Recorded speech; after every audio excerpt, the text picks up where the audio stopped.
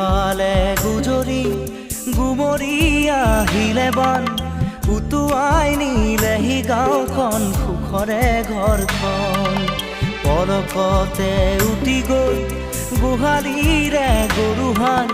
পলকত নিয়তিয়ে মোক কৰিলে কঙাল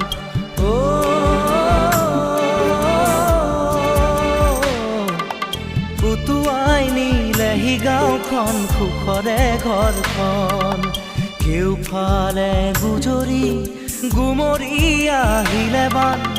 উটুৱাই নিলেহি গাঁওখন সুখৰে ঘৰখন পলকতে উটি গ'ল